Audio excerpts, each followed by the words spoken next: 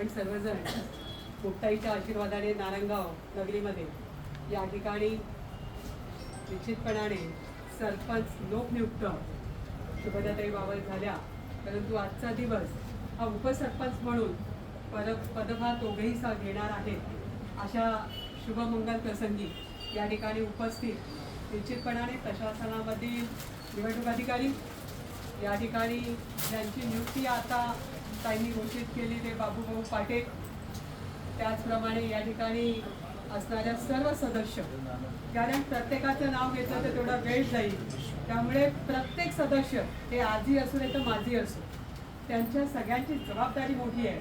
पण या सगळ्यांना आणण्यासाठी ज्यांनी रात्रीचा दिवस केला ते सर्व या ठिकाणी बसलेले पॅनल प्रमुख ही खरंच सूरज भाऊनी त्याची मनोभावना व्यक्त केली. या ठिकाणी खऱ्याखाणी संतोष भाऊ वाजगे खरोखरच एक चांगलं नेतृत्व आहे आणि नेतृत्व कसं असावं तर त्या खरोखर आवडा बघून शिकण्यासारखं आहे सदस्यांना, त्यांनी नक्की शिकावं. दुसरा संतोष आहे, माझ्यासोबत इतके संतोष आहेत आणि ते विचारायलाच नको, पण इथेच एवढे आहेत. दुसरा संतोष 2 नंबर वॉर्ड, तो पण असा आहे संतोष चांगला आहे की त्याला वॉर्ड सोडून काही सुचत नाही आणि म्हणून त्याला तरी देखील बायकोला खूप मेहनत करावी लागते. उपस्थित असलेले सर्व ज्यांनी आपल्या भावना व्यक्त केल्या आणि जो आपला माणिक थोड्याशा मताने मागे आला, परंतु विश्वास देते की कार्यकर्ता एकदा उभा राहिला, त्याने एकदा चुनूक दाखवली चायवाले मोदी तुमच्यासाठी की त्याला संधी भविष्यात जसं दुधात साखर मिसळावी तसा 17वा जो सदस्य निवडून त्या पॅनलमधून जुबेर भाऊ आला असला तरी तो आज कुठे बसलाय इथे या सभागृहात. उद्या आपल्याला दुधात साखरेत मिक्स व्हायचं आहे आणि कळू देखील द्यायचं नाहीये का तर विकास झाला पाहिजे. नाहीतर मी आणि माझ्या वॉर्डातल्या लोकांनी ज्यांनी माझ्यावर विश्वास टाकला, आरिफ बरोबर मला निवडून दिलं, त्यांचा विश्वास मी गमावेल ही भावना त्याच्या मनात आहे, म्हणून तो या ठिकाणी या सभागृहात दिसतोय. आणि ज्या शिलेदारांनी या निवडणुकीमध्ये भरघोस अशी आपलं योगदान, वेळ, काळ, भान सगळं दिलेलं आहे त्यांचं कौतुक केलं पाहिजे, कारण प्रत्येकाचं याच्यामध्ये योगदान आहे, त्याला आपण विसरून चालणार नाही. त्याचबरोबर या ठिकाणी पत्रकार मित्रांनी देखील आपली भूमिका खूप छान बजावली. मग इलेक्ट्रॉनिक मीडिया असेल, प्रिंट मीडिया असेल, त्यांनी त्यांच्या पद्धतीने त्यांचं काम केलंय. आता वाणी कधी कधी अपवाद असतात, परंतु असंही लागतं, कोणीतरी असंही लागतं असं म्हणावं लागेल. परंतु प्रत्येकाने आपल्या भूमिका बजावत असताना या ठिकाणी मला असं वाटतं की असं जर घडलं नाही तर निवडणुकांची रंगत येत नाही. परंतु निवडणूक करत असताना मी माझी भूमिका स्पष्ट ठेवली होती. का तर निवडून आणायचं असेल तर बाबूभाऊ ज्या वेळेला पहिल्यांदा आपण मागच्या वेळी सरपंच केले त्याच्या आधी वर्षभर त्याचं आयोजन मी केलं होतं. का तर मला नारायणगाव काबीज करायचं होतं आणि त्या काळामध्ये देखील तुम्ही लोकांनी माझ्यावर दाखवलेला विश्वास सार्थक करत असताना मी या विभागाची त्यावेळी सदस्य नव्हती, परंतु खूनगाठ मारली होती की नारायणगाव आपल्याला काबीज करायचं आहे. कारण 7ला मी परत 7वरून 9ला परत तिकडे त्या विभागात 12ला गेली आणि म्हणून तिकडे असली तरी माझं लक्ष नारायणगाववर होतं, कारण या विभागाचं नेतृत्व बाबूभाऊ आणि संतोष नाना करत होते. आणि नाना आज मंडलाध्यक्ष झालेत, आज तालुक्याचे प्रमुख झालेत भारतीय जनता पार्टीचे, परंतु आपलं गाव, माझं गाव, घरात उपाशी बाहेर उपाशी हा कुठल्याही कार्यकर्त्याला नेत्याला परवडणारं नसतं. त्यामुळे या ठिकाणी त्यांनी जी भूमिका बजावली की नेत्याकडे काम घेऊन जात असताना प्रत्येक विभागाचं काम, प्रत्येक ठिकाणी इथल्या कुठल्याच सदस्याला निवडून आलेला माहीत नसेल की आपण किती कार्यालय फिरलो, कोणते हेड आहेत आणि कशी कामं आपल्या वॉर्डात आली. परंतु भविष्यात मला असं वाटतं की हे शिकण्यासाठी खूप कष्ट घ्यावे लागतात, खूप फेऱ्या घालाव्या लागतात आणि त्याच्यातूनच माणूस घडतो. या ठिकाणी शुभदाताईकडनं मला अपेक्षा आहेत की शुभदाताई, आपण लोकांनी जनतेने विश्वास टाकला, त्यांनी एक गोष्ट माझी मनावर घेतली. जेव्हा त्या मला भेटायला आल्या फॉर्म भरायच्या दिवशी आणि मी त्यांना जसं सांगितलं की ताई 6 नंबर वॉर्ड तुम्हाला घरंघर पिंजून काढावं लागेल, कारण 4200चा वॉर्ड आहे, 4200 नॉट अ जोक, परंतु तुम्हाला घरटी फिरावं लागेल. आणि त्यांनी ते इतकं प्रामाणिकपणे नानांचा चिरंजीव असेल, त्यांच्या विभागातल्या महिला, माजी सदस्य सगळ्यांसोबत त्या ठिकाणी जे काही तोडकरी सांगतील, कोण सांगेल, त्या पद्धतीने त्यांनी संपूर्ण त्या वॉर्डामध्ये तेवढी व्यूहरचना कंप्लीट केली. त्यांनी त्यांच्या कामामध्ये कुसुरी नाही केली, का तर त्यांना संपूर्ण गावाचं मतदान हवं होतं. आपण त्यांना सांगितलेली सूचना त्यांनी ज्या पद्धतीने ॲक्सेप्ट केली त्याचं एकदा जोरदार टाळ्या वाजवून होतं. कारण ज्याला सक्षम नेतृत्व करायचं आहे त्याने 5 वर्षाच्या मुलाने सांगितलेली गोष्ट सुद्धा ऐकून घ्यायची असते, मनावर घ्यायची असते आणि जे आपल्याला त्याच्यातून घ्यायचं ते घेऊन बाकीचं सोडलं तरी आपल्या हिताचं घ्यायचंच असतं. कार्यकर्ता किती मोठा आहे, किती बलाटे आहे, त्यापेक्षा तो किती फाटका असला तरी तो नेटका असतो आणि त्याचं मत हे सर्वसामान्यांकडनं आलेलं असतं आणि ते त्यांनी घेतलं. माझ्यासाठी ही खूप अभिमानाची बाब आहे की महिला सरपंच होत असताना निश्चितपणाने सर्व महिला सदस्यांना तुम्ही त्याच पद्धतीने ट्रीट कराल. कारण बाबूभाऊंनी बहिणींसारखं सांभाळलं, नानांनी देखील लेकींसारखं सगळ्यांच्या गोष्टीमध्ये सहभाग दिला. परंतु या ठिकाणी पत्रकार मित्र असतील, या ठिकाणी असणारी जी जनता आहे ज्यांच्या मतावर आपण निवडून आलेलो आहे आणि त्याच्यातलाच एक एक भाग म्हणून त्या वॉर्डातून 2-2, 3-3 सदस्य निवडून आलेले आहेत. महिला पुरुषांपेक्षा जास्त आहेत.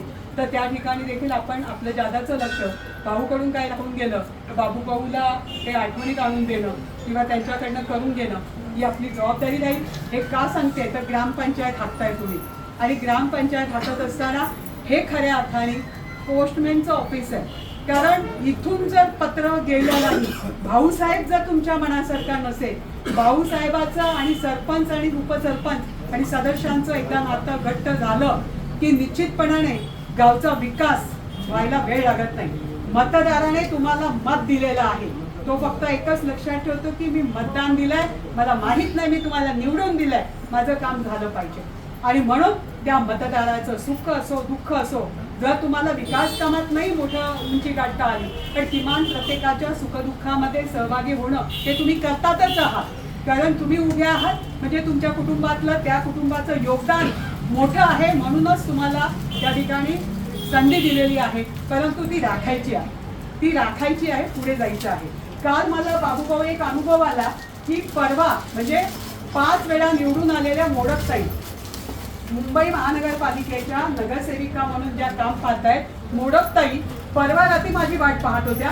मी परवा काही शिबिराला गेली नव्हती, पोहोचली नव्हती रामभाऊ मार्डी प्रबोधिनीला मीरा भाईंदरला. परंतु काल त्यांनी शोधत आल्या की मला ताईंची भेट घालून द्या आणि त्या मला भेटायला आल्या. त्याचं कारण सांगते, तुमच्यासाठी अत्यंत महत्वाचं. भाऊ जरा 2 मिनिटं थांब. कारण सांगते तुमच्या सर्वांसाठी महत्वाचं आहे, महिलांसाठी तर खास करून, की एक महिला जी गेली 25 वर्ष निवडून येते मुंबई महानगरपालिकेत आणि ती परवापासून येऊन थांबली आहे. कुणासाठी? एका कार्यकर्त्यासाठी. तिचा महामंत्री म्हणून जे काम पाहतो तिच्या विभागाचं, त्या एका कार्यकर्ते नवलेच्या साठी जो पुरणचा आहे आणि तो तिचं सगळं काम पाहतो. तिने मला सांगितलं, ते दुसऱ्या नगरसेविका आणि आमदारताई घेऊन आल्या. म्हटलं यांना तुमच्याशी बोलायचं.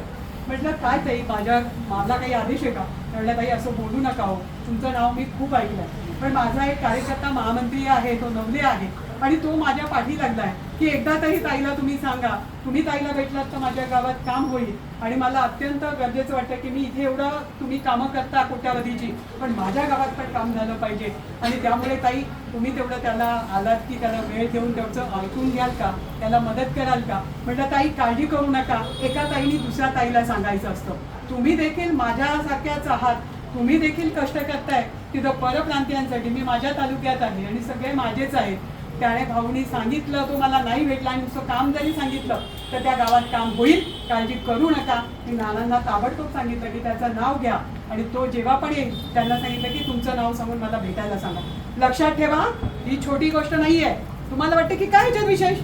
होत्या त्या नगरसेविका आहेत, 5 वर्ष आहेत, 5 वेळा निवडून आले आहेत आणि त्यांच्या महामंत्र्याचं काम आहे. पण तो तिच्यासाठी जे कष्ट करतोय त्या ताईसाठी त्याचं भान ठेवून आज त्या ताईंनी आम्हाला भेटून, का तर त्याच्या जन्मगावी काम व्हावं ही प्रत्येकाची तळमळ असते. आणि ती तळमळ या ठिकाणी विनायक राऊत सुद्धा ज्या वेळेला शिवसेनेमध्ये आपले नेते होते त्यावेळी त्यांनी देखील कित्येक वेळा माझ्याकडे अनिल देसाई असतील तर इकडची माणसं त्यांच्याकडे कामाला असणारी किंवा त्यांच्या वॉर्डात असणारी आपल्याकडे पाठवली. गिव्ह अँड टेक पॉलिसी आहे, लक्षात ठेवा. आज तुम्ही इथे असणाऱ्यांचं काम करताय, पण तुम्ही मुंबईत एखाद्याचं काम करायचं असेल सांगितलं तर तुमचं इथं काम असं पाहिजे की त्या कामाची पावती तुम्हाला तिथे मिळाली पाहिजे. आणि ते जर तुम्ही कराल आणि या कार्यकर्त्यांना जपाल तर तुम्हाला माझ्या शिवायची कधी गरज पडणार नाही. कारण हे सगळं सांगायचं या सगळ्यांना गरज नाही, कारण हे सगळे दिग्गज आहेत. परंतु तुम्ही नव्या आलात, तुम्ही नवीन घराच्या बाहेर पडलात आणि तुम्हाला लोकांनी संधी दिलेली आहे. अनिल भैयाची आज आपल्याला आठवण काय येते तर त्याची पण खूप इच्छा होती. जसं आज भागेश्वर म्हटला की 1000 कोणाला कळलं मला माहीत नाही, कोणाला किती कळलं मला माहीत नाही, पण ज्या दिवशी मी देखील पहिल्यांदा सभागृहात गेली त्यावेळी मी मुंबईची कार्यकर्ती होती. मुंबईची महानगरपालिकेमध्ये काम करणारी वॉर्ड ऑफिसर, बाहेरची तिथली वेगळी कामं, तिथलं वेगळं जग, परंतु 7 वारा 8 माहीत नसणारी ताई जेव्हा या तालुक्यात येते आणि लोक प्रचंड मताने निवडून देतात त्यावेळेला, ज्यावेळी मी त्या सभागृहात पाऊल टाकते त्यावेळेला मला भीती वाटली होती. तसं त्यालाही वाटलं, त्यालाही जाणीव झाली. बायको होती तोपर्यंत नव्हती, पण स्वतः 1000 निवडून आल्यानंतर त्याला जाणीव झाली की याच्या अपेक्षा मी पूर्ण करू शकेल का. होय, ज्या दिवशी तुमच्या मनात ही भीती निर्माण होईल ना, ज्या दिवशी ह्याची जाणीव होईल ना, त्या दिवशी तुम्ही खऱ्या अर्थाने घडलेला कार्यकर्ता आहात. तुमच्याचा कार्यकर्ता जागा झालेला आहे, तो होताच, परंतु आणखीन तापता कार्यकर्ता तयार होतो आणि तो कार्यकर्ता इतिहास घडवतो.